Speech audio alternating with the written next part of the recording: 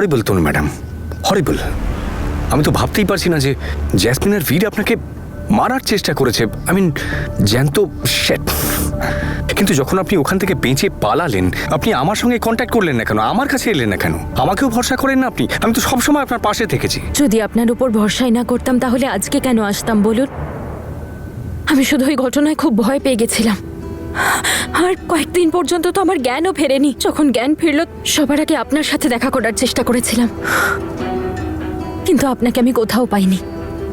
আর আমি কারোর কাছে ফিরেও যেতে চাইনি, আমার নিজের ফ্যামিলির কাছেও নয়।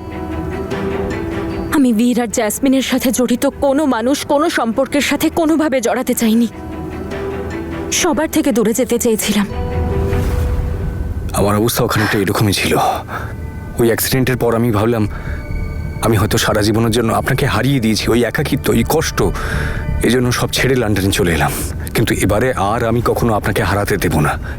আপনি জানেন আমি কতটা গিল্টে ছিলাম যে আমি থাকতে আপনার সঙ্গে এত বড় অ্যাক্সিডেন্ট হলো আর আমি বাঁচাতেও পারলাম না।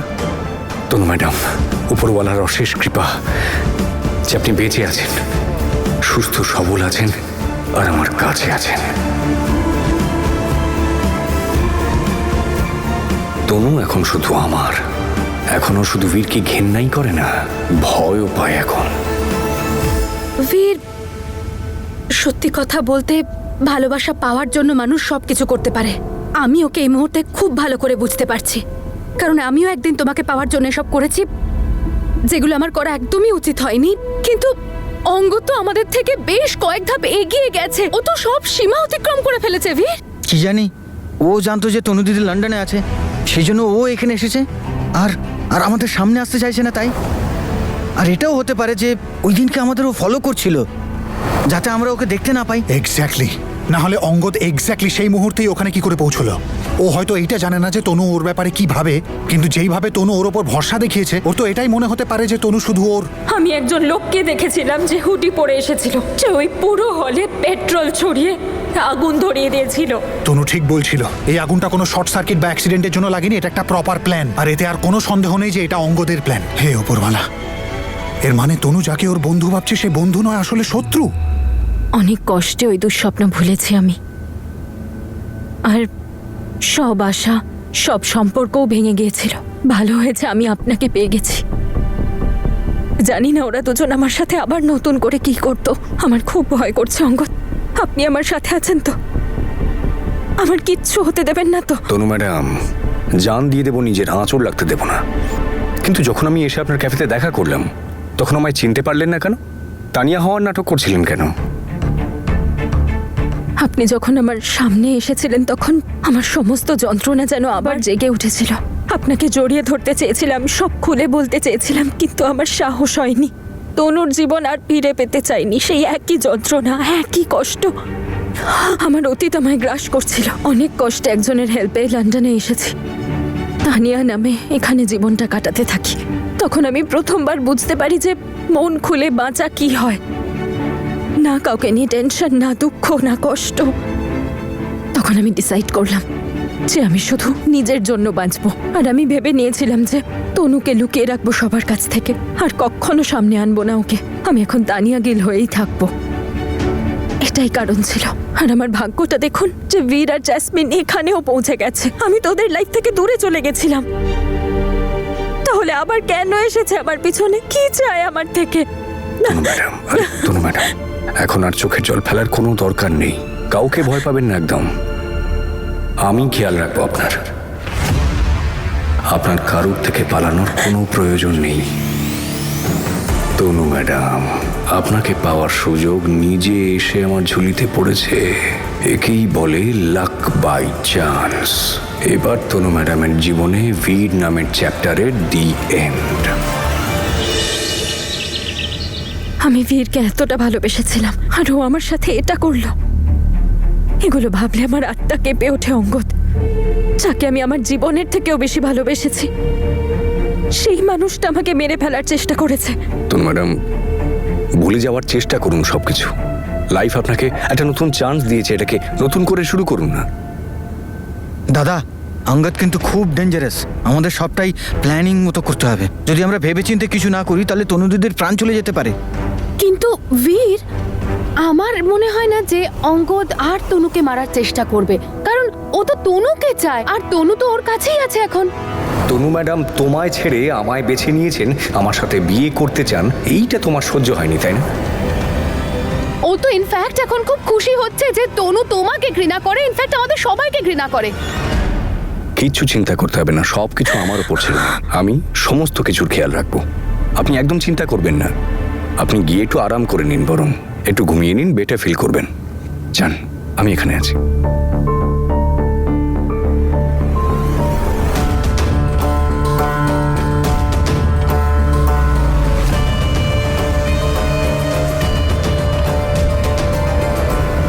আমি তনুকে ওই শয়তানটার সাথে এক মুহূর্ত থাকতে দেবো না।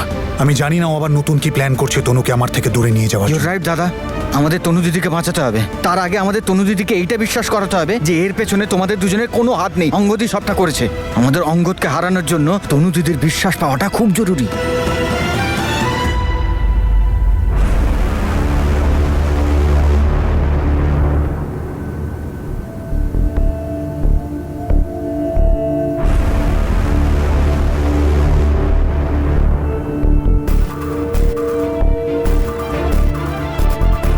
হ্যালো, আমার মনে হয় আমি অনেকটা এগিয়ে গেছি।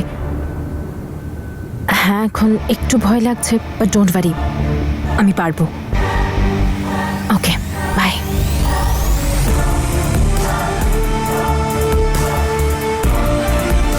বীর, আমার মনে হয় তনু এখন অ্যাপার্টমেন্টেই আছে।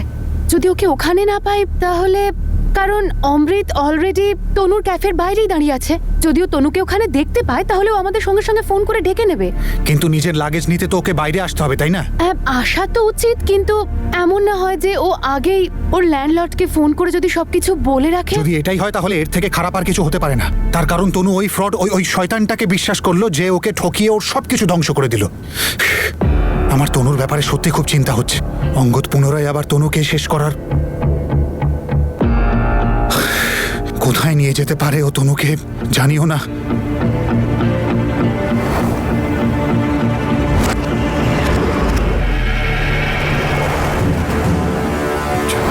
ও এক মিনিট। অঙ্গদ ওই গাড়িটা রেন্টে নিয়েছিল। আমরা কার এজেন্সি থেকে জানতে পারবো ওর বাড়ির অ্যাড্রেস। তুমি এক কাজ করো, তুমি তনুর অ্যাপার্টমেন্টে যাও আর সেখানে নজর রেখো। তনু যদি ওখানে আসে তাহলে আমাকে কল করো, আর আমি কার এজেন্সিতে যাচ্ছি ওখান থেকেই জানতে পারবো অঙ্গদের বাড়ির অ্যাড্রেস, আর ও তনুকে কোথায় নিয়ে গেছে সেটাও। Can you believe it, Tanu madam আমার কাছে আছে, আমার সাথে, আমার ফ্ল্যাটে। যে ব্যাপারটা আমি সবসময় ভেবে এসেছি আজকে সত্যি হয়ে গেল। হ্যাঁ, জানি আমি আগুন লাগিয়েছি, সারা সমস্ত প্ল্যানিং আমি করেছিলাম, শুধু তনু ম্যাডাম যেন এটা জানতে না পারে। হ্যাঁ, শুধু বীর ওকে বিশ্বাস করাতে পারে, কারণ ও তো আপ্রাণ চেষ্টা করছে। You right. উনি যদি বেঁচে থাকেন তাহলে আমার জন্য বিপদ হতে পারে, তাই এটা খুব দরকার যে তনু ম্যাডাম মরে যাক।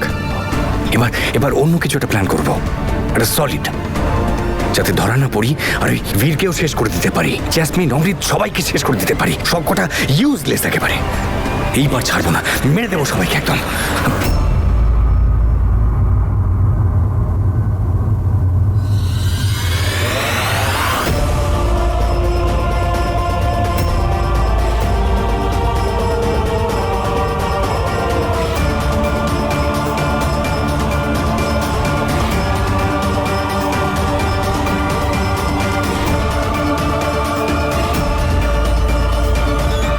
অঙ্গদ, আপনি আমাকে বাড়িতে ড্রপ করে দেবেন প্লিজ?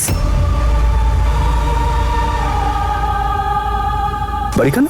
খুব অস্থির লাগছে মনটা, বাড়িতে যেতে ইচ্ছা করছে। হ্যাঁ, না অফকোর্স, না ড্রপ তো আমি করে দেবো, কোনো প্রবলেম নেই, কিন্তু বীর আর জ্যাসমিন আপনার অ্যাড্রেস জানে, যদি আবার কোনো কাণ্ড ঘটায়, আপনাকে বিরক্ত করে, তো আপনার সেফটির জন্য আমি কিছু ভেবেছি।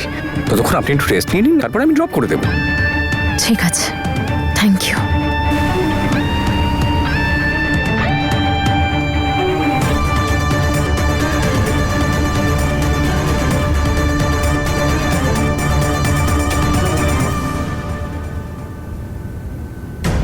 যাক, তাহলে উনি কিছু শোনেননি। তাহলে এখন বীর তনু ম্যাডামকে কনভিন্স করার আগেই আমাকে তনু ম্যাডামকে শেষ করে দিতে হবে।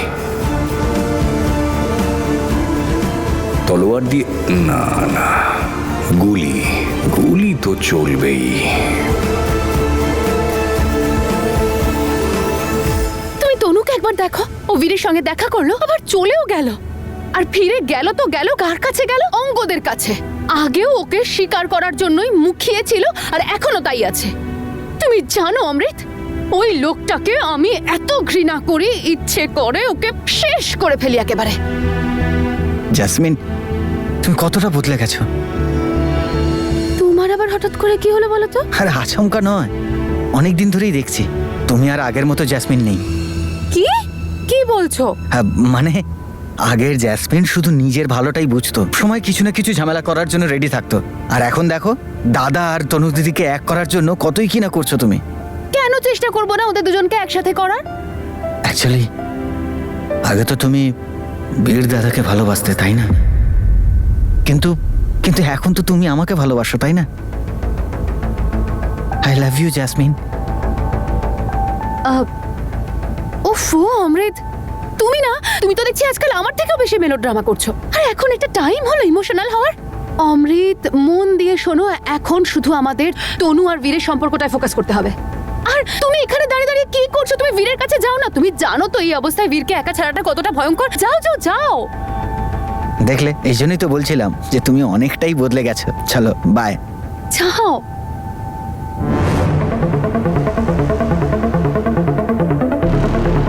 আমি সত্যি বদলে গেছি বুঝি? ওই না তো, দেখতে তো একই লাগছে, সেম টু সেম। হাঁটা চলাও সব একই রকম, বুদ্ধিও আমার একই রকম আছে, শুধু সুযোগ পাচ্ছি না সেটাকে অ্যাপ্লাই করা।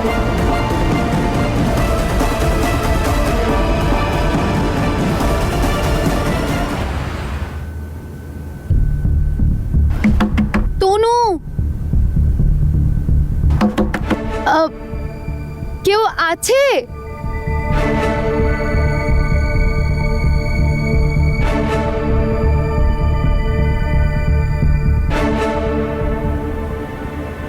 কাম অন বীর, ফোনটা তোলো। এই মরেছে। আচ্ছা, বীর আবার অঙ্গদের বাড়ি চলে গেল না তো? অঙ্গদ, ওই ক্যাফে থেকে বারবার কল আসছে, আমাকে যেতে হবে। তনু ম্যাডাম, আমার মনে হয় না আপনার এই অবস্থায় ক্যাফে যাওয়া উচিত। আমি বলি আপনি সিটি সেন্টার চলুন, একটু হাঁটি, ইউ উইল ফিল বেটার। হ্যাঁ, হয়তো আপনি ঠিক বলছেন। বেস্ট। এক্ষুনি জ্যাকেটটা নিয়ে আসছি।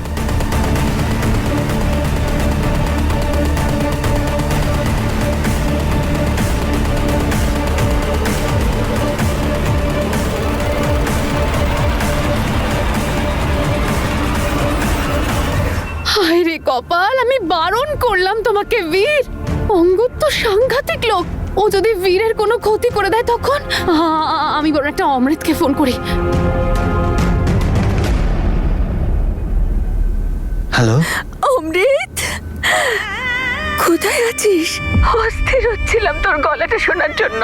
কতদিন হয়ে গেল তুই চলে গেছিস, আজকে ফোন করলি তুই? দেখা না করে না বলে তুই চলে গেলি। একবারও তুই ভাবলি না যে তোর মায়ের কি অবস্থা হলো? তুই চলে যাবার পর বীরও চলে গেল লন্ডন, তোর মা তো একা হয়ে গেল বাড়িতে। আমারও খুব মনে পড়ছিল মা তোমাকে। আমি আমি তাড়াতাড়ি তোমার কাছে চলে আসবো মা। তুই কোথায় আছিস বাবা? কানাডায় গেছিস? হ্যাঁ, তোরা দুজন ভালো আছিস তো? মা, আমি আর জ্যাসমিন একদম ঠিক আছি, তুমি একদম কিছু নিয়ে টেনশন করো না।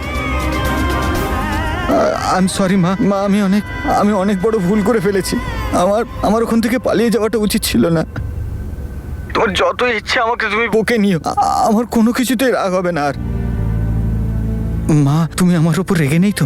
না বাবা, তুই খুশি, তাহলে তোর মাও খুশি। তোর সাথে একটু কথা বললাম, আমার চিন্তা দূর হয়ে গেল। ওটা মা, আমি তোমাকে কিছু বলার জন্য ফোন করেছিলাম। সব ঠিক আছে তো বাবা? হ্যাঁ মা, সব ঠিক আছে, কিন্তু দাদা আমাদের সাথে আছে লন্ডনে। আমি, জ্যাসমিন আর দাদা তিনজনে একসাথেই আছি। কি বলছিস তুই? বীর ওখানে? ও আমাকে বলেনি কেন? তার কারণ আমি দাদাকে বারণ করেছিলাম তোমাকে কিছু বলতে, আর এখন আমি তোমাকে সব কথা বলতে চাইছি। কিচ্ছু শুনতে চাই না আমি। তোরা তাড়াতাড়ি ফিরে আয়, তা না হলে আমি তোর বাবাকে গিয়ে সবকিছু বলে দেবো। আমরা চলে আসবো ফেরত, কিন্তু আগে তুমি এই খুশির খবরটা তো শুনে নাও, যেটার জন্য আমি তোমাকে কল করেছি। তনু দিদি বেঁচে আছে।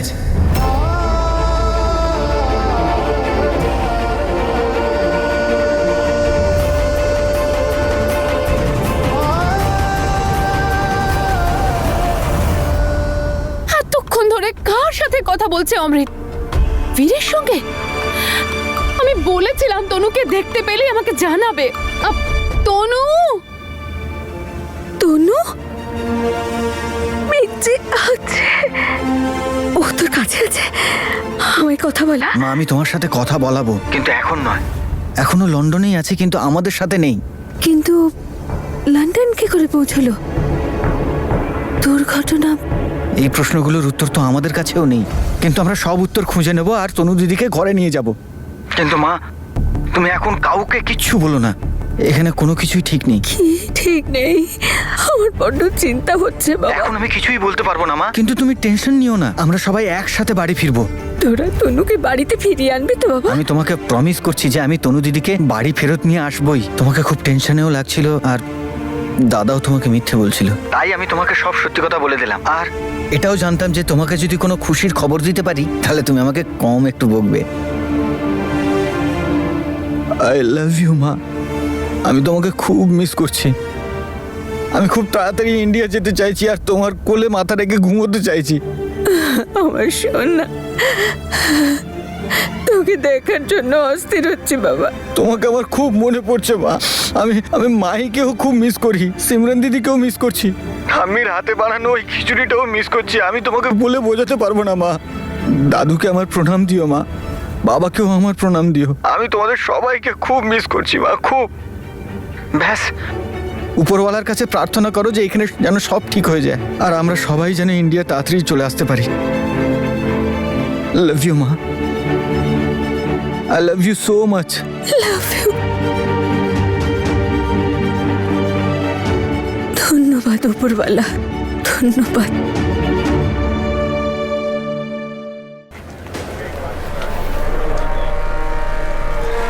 এইটা পারফেক্ট জায়গা, বেশ ভালোই ভিড় আছে।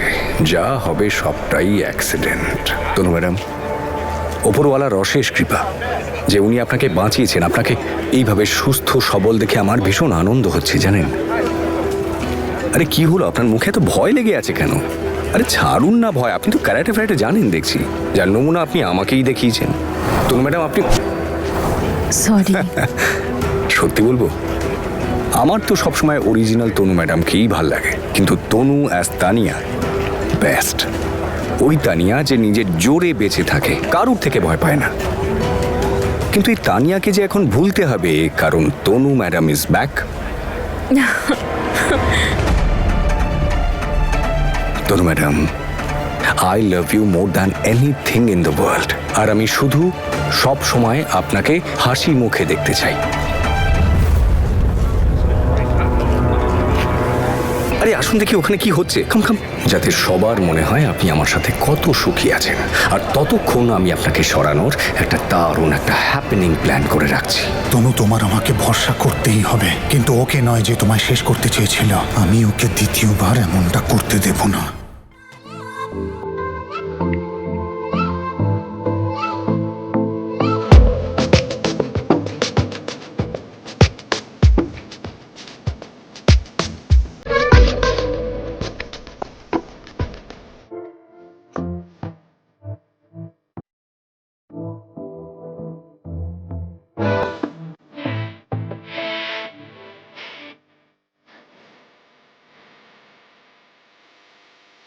नशे से चढ़ गई ओए कुड़ी, नशे से चढ़ गई ओए किसी लहू में पड़ गई। कमली कहानी ऐसी जंगली जवानी, ऐसी जमती पिघलती है पल पल पानी, ऐसी बहती रवानी, ऐसी हंसती शरानी।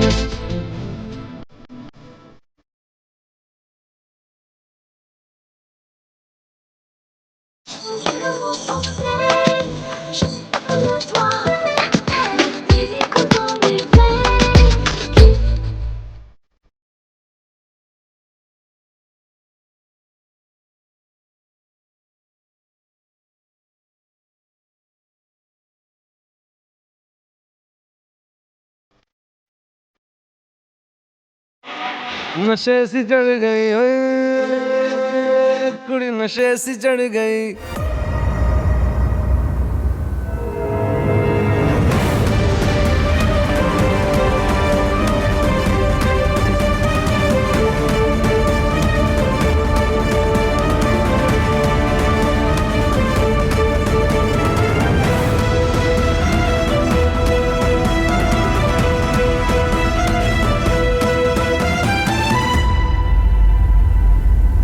জ্যাসমিন, হ্যাঁ অমৃত কোথায় ছিলে তুমি? আমি তোমাকে কখন থেকে ফোন করে যাচ্ছি, তুমি উঠোই জ্যাসমিন দিচ্ছ না। ক্যাফেতে ছিলাম, তনু দিদির জন্য ওয়েট করছিলাম।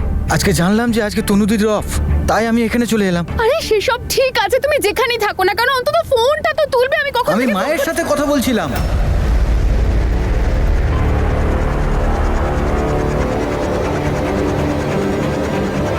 কি কথা বললে তুমি মাকে? বলে দিলে আমরা লন্ডনে আছি? আর বীর এটাও বলে দিলে যে ও আমাদের সঙ্গেই আছে?